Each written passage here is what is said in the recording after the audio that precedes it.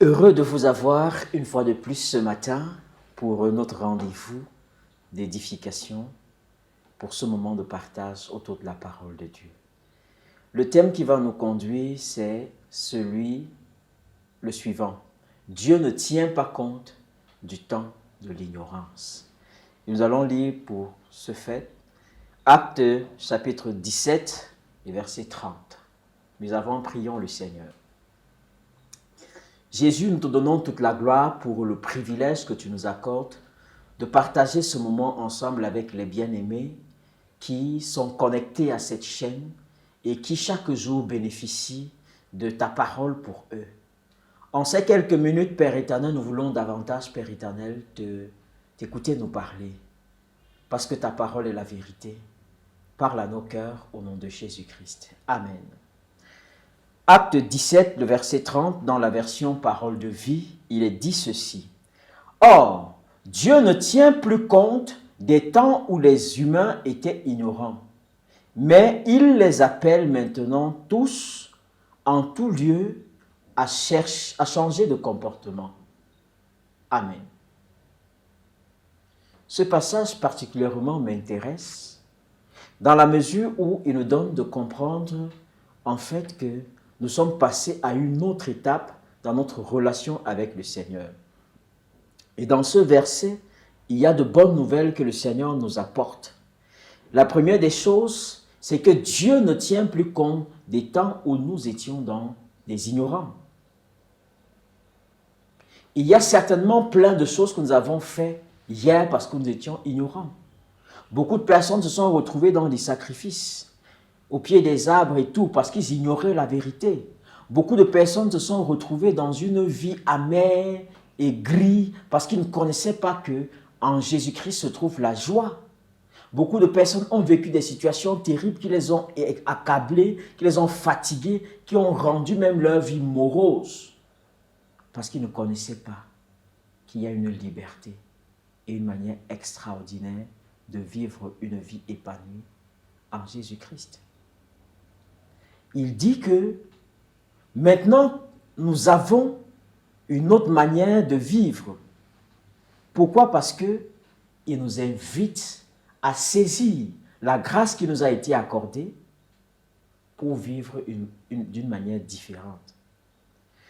Vous savez, les personnes sont très hostiles au changement. Et très souvent, quand il y a des réformes qui doivent être apportées, ou bien des changements qui doivent s'opérer, les personnes sont souvent réfractaires à ces changements-là. Simplement pourquoi? Parce que le changement vient bousculer en fait nos habitudes. Mais je t'invite à oser changer tes habitudes, surtout quand tu te rends compte qu'il y a des aspects dans ta vie, des habitudes que tu avais adoptées jusqu'à présent, des comportements qui constituent un embûche à ta prospérité. Dieu nous invite donc maintenant à changer de comportement. Il pardonne en ne tenant plus compte du temps où nous étions dans l'ignorance. Il nous pardonne. Mais maintenant que nous venons dans la vérité, si nous continuons à faire des choses comme des personnes qui sont ignorantes de la grâce que le Seigneur nous a accordée par l'œuvre de la croix, nous serons tenus pour responsables. Nous serons tenus pour responsables de nos fautes.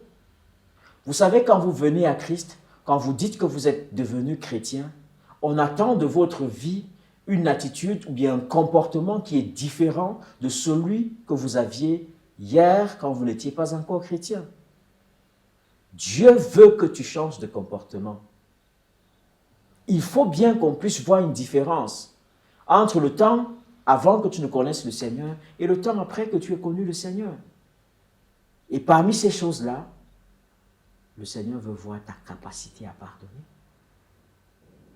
Si tu demeures le même rancunier qu'hier, c'est que tu n'as pas encore goûté à l'amour de Jésus, qui a franchi et qui libère véritablement. Si je demeure la même personne, amère et gris, c'est que tu n'as pas encore goûté à l'amour de Dieu, qui fait de nous des personnes qui savent pardonner. Change de comportement si tu es en Jésus. Change ta conduite vis-à-vis des uns, de ceux qui sont autour de toi. Change ta conduite vis-à-vis de ton épouse. change ta conduite vis-à-vis de tes enfants.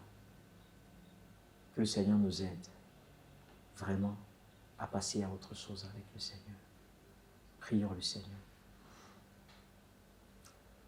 Père saint et juste, tu nous accordes ta grâce ce matin. Et nous voulons, Seigneur, te donner toute la gloire parce que tu nous dis que tu ne tiens pas compte du temps de l'ignorance. Nous reconnaissons, Père éternel, que hier nous avons été ignorants de tes promesses. Nous avons été ignorants de l'œuvre que tu as accomplie pour nous. Nous avons été ignorants, Père éternel, de l'amour que tu as manifesté pour chacun d'entre nous. Nous reconnaissons, Père éternel, que nous avons continué à porter le fardeau de la culpabilité de nos fautes. Pourtant, Seigneur, tu avais payé le prix qu'il fallait. Aujourd'hui, Seigneur, nous connaissons la vérité. Et la vérité se trouve en Jésus, le modèle par excellence que nous sommes appelés à suivre. Donne-nous, Père éternel, de vivre dans ton amour. Donne-nous, Père éternel, de marcher dans la vérité. Donne-nous, Père éternel, de vivre le pardon que toi, tu voudrais que nous vivions. Donne-nous, Père éternel, de refléter ta gloire dans chaque chose que nous faisons. Sois élevé, Seigneur, au nom de Jésus-Christ. Amen. Excellente journée dans la présence de notre Seigneur. Amen.